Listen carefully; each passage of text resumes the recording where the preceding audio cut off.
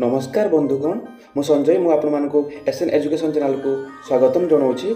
आज आपण बहुत बड़ बिग अपडेट रही शिक्षा संबंधी अपडेट रही जो बंधु मैंने चैनल को नुआ कर अनुरोध से इनफॉर्मेटिव वीडियो पाइबापी सब्सक्राइब करनी। चलो देखा कौन अपडेट रही। प्रधान शिक्षयित्री को तंटी चिपी हत्या कामाख्या नगर ढेंकानाल जिला तुमुसिंगा पंचसखा उच्च विद्यालय प्रधान शिक्षयित्री प्रभाती देउरी को तंटी चिपी हत्या करा जायछि।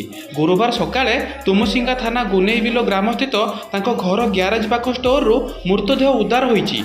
स्टोर रूम बाहर पटू ताला पड़ता। प्रधान शिक्षयित्री को 2टी मोबाइल और झीवर गोटे मोबाइल सह से पिंधिथिबा सुना चेन गायब हो जाइछि। तांको योजनाबद्ध भावे हत्या कराइथिबा परिवार लोक अभियोग करिसेंति।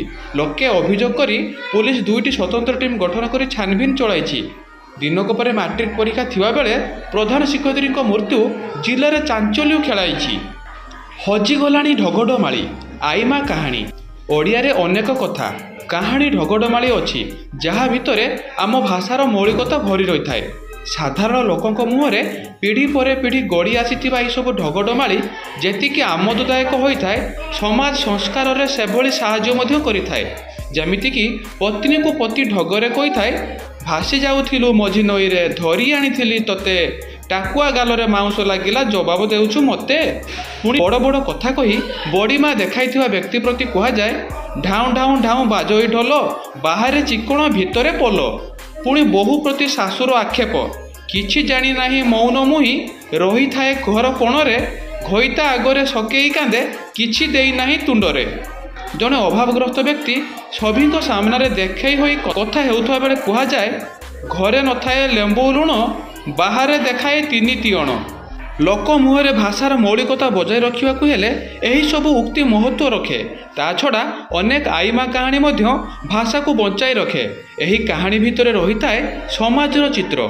आज अंतर्जातीय मातृभाषा दिवस पालन होता बेले हजि जावाकु थिबा ढगडमाली और आईमा कहानी को नहीं चिंता प्रकट करा जायछि। आजि ठारू मैट्रिक परीक्षा भाइराल रोकिबाकु प्रश्नपत्र रे क्यूआर कोड व्यवस्था। आसंताकाली ठारू आरंभ होगाकू जाउछि माध्यमिक शिक्षा परिषद द्वारा परिचालित 10म श्रेणी परीक्षा। मैट्रिक और माध्यम राज्य मैट्रिक मध्यमा और राज्य मुक्त विद्यालय परीक्षा फेब्रुआरी 21 रु आरंभ होई मार्च 6 रे शेष हेबो। प्रतिदिन सिंगल सिटिंग रे बा गोटे दिन रे गोटे परीक्षा हेबो। सकाळे 7:30 रे परीक्षा केन्द्र गेट खोल सकाळ 9 रु परीक्षा आरंभ हेबो। तेबे सकाळ 9:30 पर्यंत पिलांकु परीक्षा केन्द्र को प्रवेश अनुमति मिलिबो।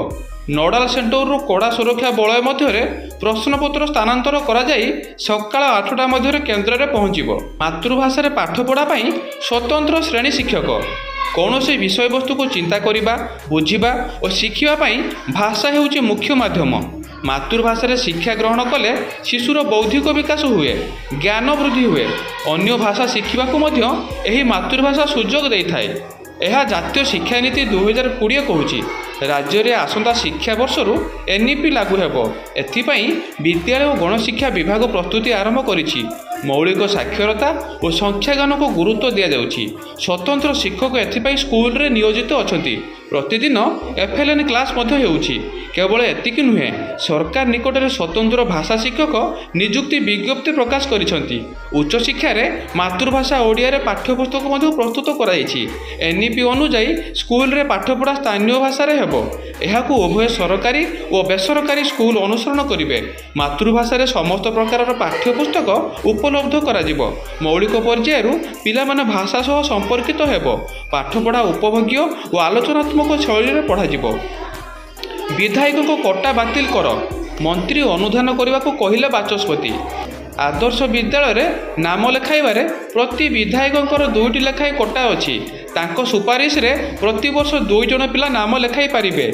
ए नाम लेखा कोटा एबे विधायक को तंटी रे कंटा होई लाखिछि।